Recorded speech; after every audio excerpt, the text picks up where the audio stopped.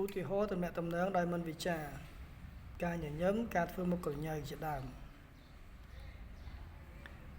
ចូលឲ្យនិយមន័យនៃឃ្លាខាងក្រោមការសម្ដែងទឹកមុខក្រសែភ្នែកតាក់ទាញ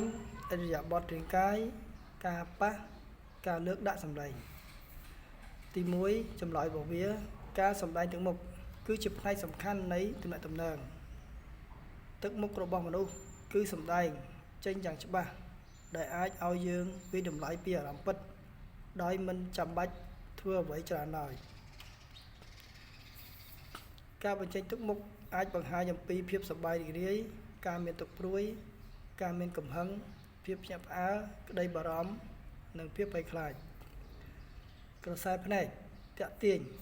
គឺជាប្រភេទពិសេសមួយនៃទំនាក់ទំនងដោយមិនវិចារវាគឺចាំបាច់ក្នុងការថែរក្សាលំហូរនៃការសន្ទនានិងការកំណត់អំពីការឆ្លើយតបរបស់អ្នកដទៃ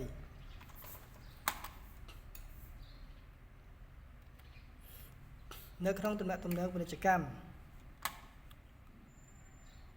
ក្រសែភ្នែកគឺពិតជាសំខាន់ខ្លាំងណាស់ក្រសែភ្នែកគឺពិតជាសំខាន់ខ្លាំងណាស់ព្រោះវាអាចបង្ហាញអំពីការចាប់អារម្មណ៍ភាពធុញទ្រាន់ឬការជំទាស់ក្រសែភ្នែកល្អមានន័យថាជាការមើលទៅកាន់មនុស្សក្នុងរយៈពេលគ្រប់គ្រាន់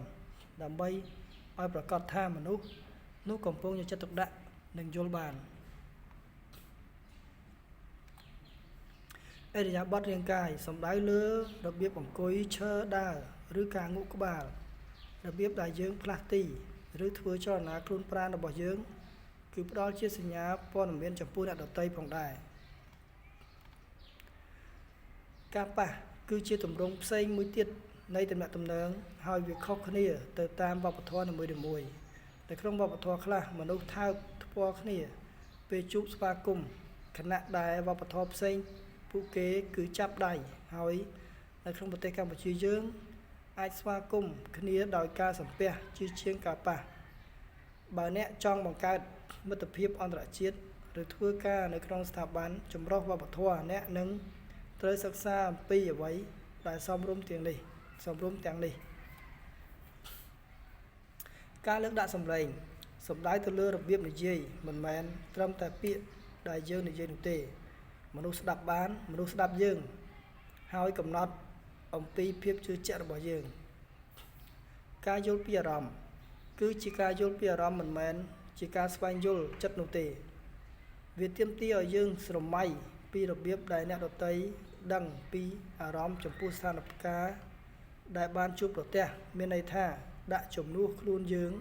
ទៅក្នុងស្ថានភាពរបស់អ្នកដទៃហើយស្វែងយល់វាឧទាហរណ៍ប្រសិនបើមិត្តយើងមានការលំបាកចិត្តដោយសារគាត់បានបាត់លុយគឺយើងមិនមែនចូលទៅផ្ដល់ដំបូន្មានឲ្យគាត់ឡើយជំនួសឲ្យការនេះយើងគួរតែគិតថាតើអ្នកមានអារម្មណ៍បែបណាបើអ្នកស្ថិតក្នុងស្ថានភាពរបស់គាត់វិញ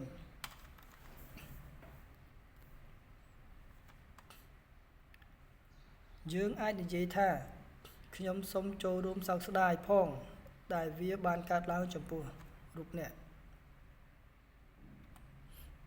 ការត្រេះរិះពិចារណាគឺជាការគោរពឬជាភាពគួរសមនៅក្នុងការប្រព្រឹត្តនិងការនិយាយស្ដីមានន័យថាយើងផ្ដល់តម្លៃឲ្យការរក្សាទំនាក់ទំនងនោះទោះបីជាយើងមិនយល់ព្រមក៏ដោយ